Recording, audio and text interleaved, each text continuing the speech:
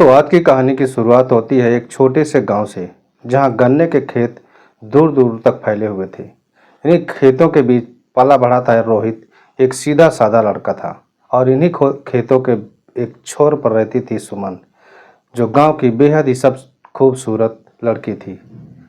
बचपन के साथ दोनों खेले थे। धीरे धीरे खेलों की जगह आंखों के इशारे ने ले ली थी।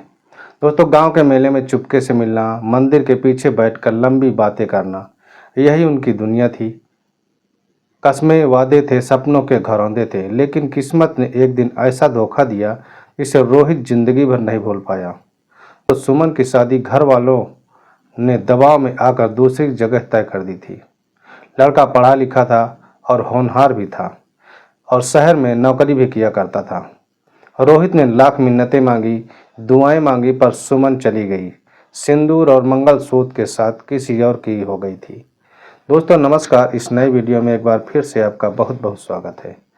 दोस्तों, पर कहानी यही खत्म नहीं हुई थी। शादी के बाद भी सुमन का मन रोहित से अलग नहीं हो पा रहा था। वो चुपके से फ़ोन करती, मिलने का बहाना बनाती। मैं तुझे नहीं भूल पाई हूँ रोहित, तू भी मत भूलना मुझे। सुमन की आवाज़ कांपती थी। पहले रोहित भी टूटता रहा, बहकता रहा। मिलते रहे, बातें होती रही, कभी कभी वो उसमें बहक भी जाता था। धीरे धीरे रोहित को एहसास भी होने लगा था कि अब जो भी कुछ हो रहा है वो गलत हो रहा है। अब सुमन किसी और की थी। हर मुलाकात के साथ डर बढ़ता जा रहा था। समाज का डर, बदनामी का डर, पकड़े जाने का डर। फिर एक दिन सुमन ने हद पार कर दी। उसने रोहित को फ़ोन करके गुस्से में कहा, अगर तू मुझसे नहीं मिलेगा तो मैं सबको बता दूंगी, तेरा भी नाम मिट्टी में मिला दूंगी। रोहित का दिमाग घूम गया। उसने तय कर लिया कि अब जो भी करना है हमेशा के लिए करना है। और आखिरी बार मिलते हैं गन्ने के खेत में, वही जहां बचपन के वादे किया करते थे। रोहित ने कांपती आवाज़ में कहा। शाम ढलते ही सुमन चुपके से खेतों की ओर निकल पड़ी। दोस्तों, वीडियो में आगे बढ़ने से पहले आपसे गुजारिश है कि वीडियो को लाइक और चैनल को हमारे सब्सक्राइब जरूर कर लीजिए और वीडियो को अंत तक जरूर देखें। दोस्तों, गन्ने के लंबे लंबे पौधे हवाओं में सरसराते हुए किसी अनहोनी का इशारा कर रहे थे। सुमन वहां पर आई, वही पुरानी मुस्कान लिए हुए, वही पुराना प्यार आंखों में बसाए हुए। पर रोहित की आंखों में इस बार प्यार नहीं था, सिर्फ नफरत था, सिर्फ दर्द, गुस्सा और टूटन भी थी। बहस दोनों में शुरू हो जाती है। क्यों कर रही हो ऐसा सुमन? ये सब गलत है। क्यों नहीं भूल जाती हो मुझे? सुमन हंसने लगी। तू ही तो मेरी दुनिया है रोहित, मर भी जाऊंगी तेरे बिना तो भी अधूरी रहूंगी। रोहित की आंखों के सामने अंधेरा सा छा गया। उसने गुस्से में आकर सुमन का गला पकड़ लिया। सुमन छटपटाई, रोई, गिड़गिड़ाई, मगर खेतों की सरसराहट ने उसकी चीखें दबा दी। कुछ ही मिनटों में सब कुछ खत्म हो गया। सन्नाटा छा गया। गन्ने के खेतों में जहाँ कभी प्यार के किस्से गूंजते थे, वहाँ अब मौत की खामोशी गूंजने लगी थी। रोहित वहाँ से भाग चुका था और भागा, बहुत दूर तक भागा, मगर किस्मत ने साथ नहीं दिया और भाग नहीं पाया। पुलिस को खबर मिली और पुलिस ने जल्दी ही उसे पकड़ लिया। गिरफ्तारी के बाद उसने टूटते हुए अपना गुनाह कबूल कर लिया। मैं आज़ाद होना चाहता था। सुमन से भी, अपने डर से भी। रोहित की आवाज़ कांप रही थी ये सब कहते हुए। गन्ने के खेत से उठी सुमन की लाश ने पूरे गांव को हिला कर रख दिया था। जहां कभी चुपके चुपके प्यार पनप रहा था, वहां अब हर तरफ मातम सा छाया हुआ था। गांव के चौपाल पर बूढ़े बुजुर्ग सिर पकड़कर बैठे हुए थे। औरतों का हुजूम रो रो कर छाती पीट रहा था। लेकिन सबसे ज्यादा तड़प रही थी मीना, जो सुमन की छोटी बहन थी। मीना बचपन से ही रोहित को अपना भाई मानती थी। आज वही भाई उसकी बहन का कातिल बन गया था। मीना की आंखों में आंसू से ज्यादा आग थी। उसने गांव के मंदिर में जाकर कसम खा ली कि जब तक रोहित को उसकी करने की सजा नहीं मिलेगी, वो चैन से नहीं बैठेगी। दोस्तों, रोहित इस वक्त जेल चला गया था, लेकिन उसकी हालात भी किसी कैदी से ज्यादा एक टूटे हुए इंसान जैसी थी। जेल की चार दीवारी से टकरा कर उसकी यादें उसे कचोटती थी। रातों को नींद नहीं आती थी। कभी सुमन की हंसती हुई आंखें दिखती तो कभी उसकी चीखें कानों में गूंजती रहती। उधर मीना ने गांव छोड़ने का भी फैसला कर लिया था।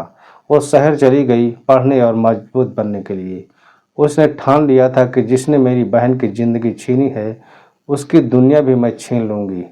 दोस्तों, इसी तरह चलते हुए 5 साल बीत जाते हैं। मीना अब एक तेज तर्राक वकील बन चुकी थी। उसने अपने पूरे दमखम से केस को फिर से खुलवाया। दोस्तों, मीना का मकसद साफ था, रोहित को फांसी के फंदे तक पहुंचाना। तो धीरे धीरे कुछ ऐसे सबूत मिले जो उसके पैरों के नीचे से जमीन खिसकते नजर आ रहे थे। जैसे जैसे वो सच्चाई की तह में उतर रही थी, उसे पता चल रहा था कि सुमन की मौत के पीछे सिर्फ रोहित नहीं था।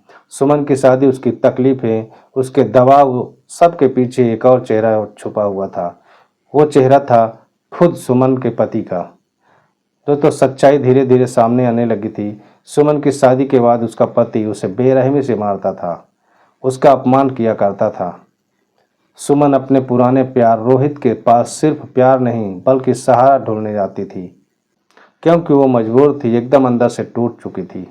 मीना अब दोहरे रास्ते पर खड़ी हुई थी।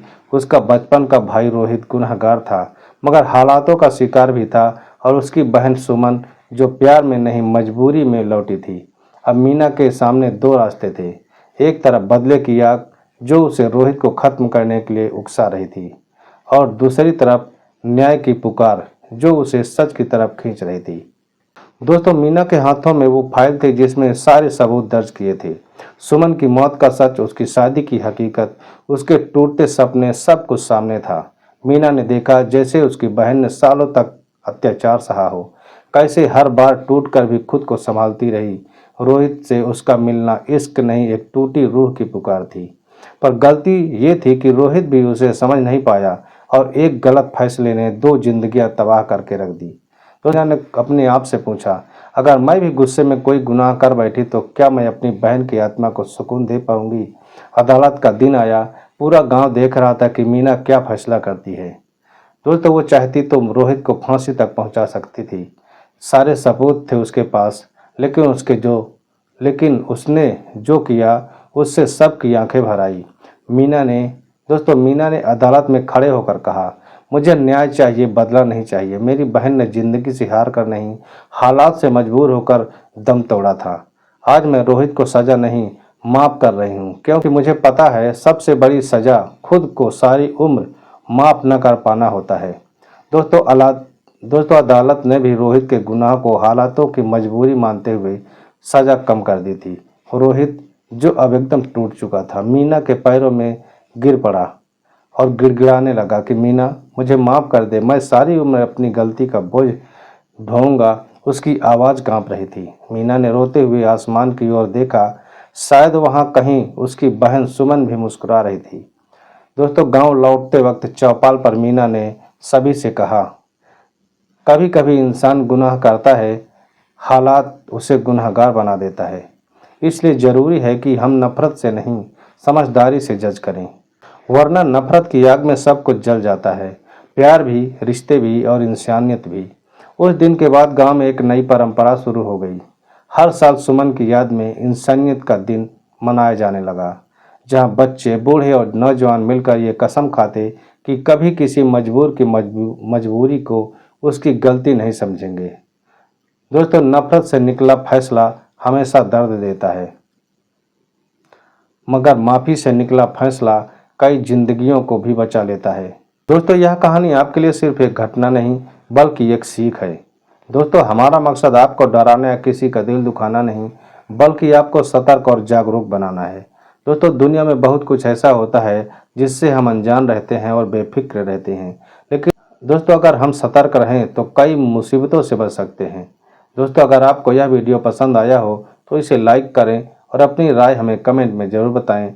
और अगर आपने अभी तक हमारे चैनल को सब्सक्राइब नहीं किया है तो तुरंत कर लीजिए, ताकि आगे भी ऐसे ही ज़रूरी और सच्ची कहानियाँ आप तक पहुँचती रहे। दोस्तों, जल्द मिलते हैं एक नई कहानी के साथ। तब तक अपना और अपनों का ख्याल रखें। धन्यवाद।